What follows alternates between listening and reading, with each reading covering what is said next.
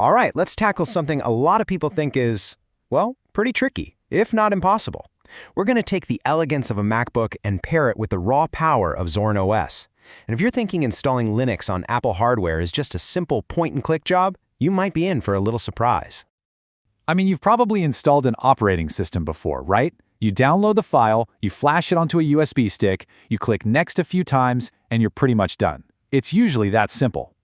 But yeah, this is Apple hardware we're dealing with. The path is a little different, and it's filled with a few very specific traps designed to trip you up. But don't you worry, that's what this is for. Think of this as your map. We're going to navigate all of them together.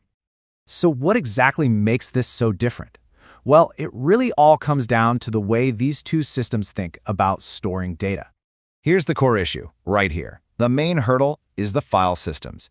You see, Apple's world and the Linux world, they just don't speak the same language at all. And that's the fundamental problem we have to solve. Zorin OS, like basically all Linux distributions, uses a file system called ext4. And here's the conflict. The disk utility inside your macOS has absolutely no clue what ext4 is. It can't see it, it can't create it, it can't format it. So that's why we have to get a little creative and use a clever workaround. And that brings us to our very first step, which actually starts inside macOS. We got to get the drive ready for Zorin's arrival. Okay, so here's our trick. We're going to create what I call a placeholder partition. You open up Disk Utility, add a new partition, and this is the critical part. You format it as MS-DOS FAT. Why? Well, think of FAT as a universal language that both macOS and the Zorin installer can understand. It's like a neutral territory that will later take over from inside the Zorin installer. And naming it Linux just makes it really, really easy to spot in the next phase. All right, the drive is prepped. Now we're heading into the most important part of this whole adventure.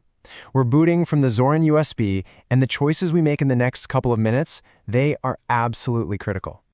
Let's get into the Zorin environment.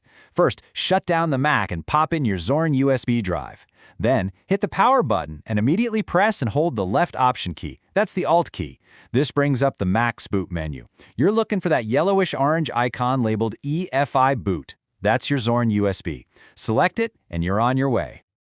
Okay, deep breath. You are now inside the Zorin installer. You are about to be presented with a choice that can either lead to a successful dual boot or completely wipe your macOS installation. I really cannot stress this enough. This right here is the moment of truth. The installer is going to offer to erase disk and install Zorin OS. Do not, under any circumstances, choose that option. It will destroy everything. The only correct way forward is to select something else. That's the one that gives us the manual control we need. Now we're in the manual partitioner. Find that Linux placeholder we made earlier. The first thing you'll do is delete it, which turns it into free space. Perfect. Now, select that free space. This is where we tell Zorin how to use it.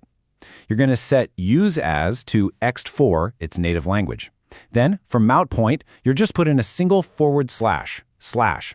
That tells Zorin this is the root of the whole system. Just check the format box, hit Install Now, and guess what? You've just navigated the main trap. The installation is done, but hold on, we're not quite finished. That first boot requires a couple of really specific tweaks to make sure all your Mac hardware plays nicely with your new Zorin OS. So, once you reboot and pull out the USB drive, you'll see the Zorin login screen. Before you log in, look for a little gear icon. Click it, and make sure you select Zorin Desktop on Xorg. Xorg is just a display system that has fantastic compatibility, especially with MacBooks. Oh, and this is also critical. Plug in an Ethernet cable. Your Wi-Fi drivers probably won't be working just yet, so a wired connection is absolutely essential for getting those first crucial updates.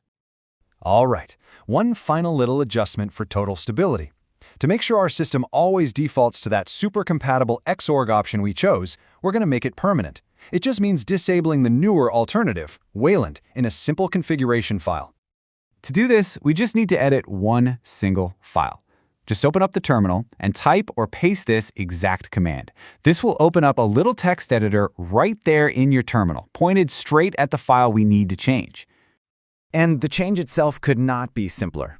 You'll see a line in there that says #Wayland enable false.